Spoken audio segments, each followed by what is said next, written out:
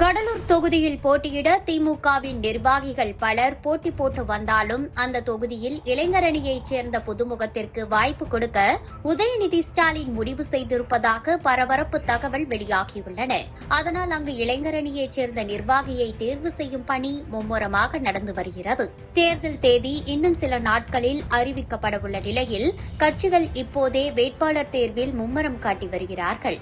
அனைத்து கட்சிகளும் புதுமுகங்களுக்கு இளைஞர்களுக்கு இந்த முறை வாய்ப்பு கொடுக்க நினைக்கிறது.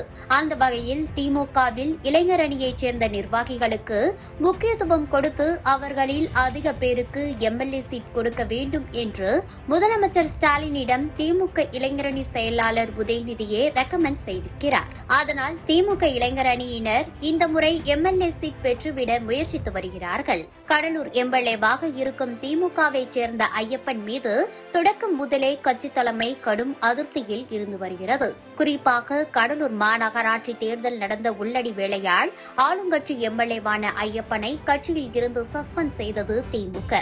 இதனால் அவருக்கு சீட் தர வாய்ப்பே இல்லை.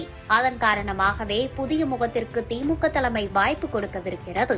அந்த வகையில் கடலூர் மாநகராட்சி மாமன்ற உறுப்பினரும் திமுக மாநகர இளைஞரணி துணை அமைப்பாளருமான சரத் பெயர் வேட்பாளர் பட்டியலுக்கு பரிந்துரைக்கப்பட்டுள்ளதாக கூறப்படுகிறது.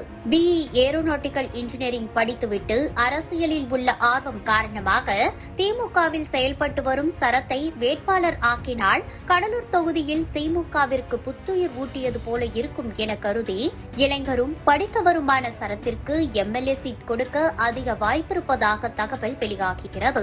குறிப்பாக மாவட்ட அமைச்சரான எம்ஆர்கே பன்னீர்செல்வத்தின் ஆதரவும் சரத்திற்கு இருப்பதால் கடலூர் தொகுதியில் திமுக சார்பில் சரத்தை எம்எல்ஏ வேட்பாளராக அறிவிக்கப்பட அதிக வாய்ப்புகள் இருப்பதாக குறிச்சி அலுவலக வட்டாரங்கள் தெரிவிக்கின்றன. உதயநிதி ஸ்டாலின் பிறந்த நாளை பிரம்மாண்டமாக கொண்டாடி பெரிய அளவில் நலத்திட்ட உதவிகளை கடலூர் தொகுதியில் செய்துள்ளதும் சரத் பெயர் கவனம் பெற முக்கிய காரணமாக இருக்கிறது. கூடுதலாக திராவிட சுடர் என்றும் குடந்தை பெரியார் என்றும் அழைக்கப்பட்ட திமுக மூத்த நிர்வாகியாக இருந்த கே நீலமேகத்தின் பேரன் என்ற அடையாளமும் சரத்திற்கு இருப்பதாலும் திமுகவின் அறிவுச்சுடர் திருவிழாவில் சரத்தின் தாத்தா நீலமேகத்தின் புகைப்படமும் இடம்பெற்றதாலும் அவரது திமுக குடும்ப பாரம்பரியமும் சரத்திற்கு பலமாக இருப்பதால் கடலூர் சட்டமன்ற தொகுதிக்கு திமுக வேட்பாளராக சரத்தே அறிவிக்கப்பட அதிக வாய்ப்புள்ளன.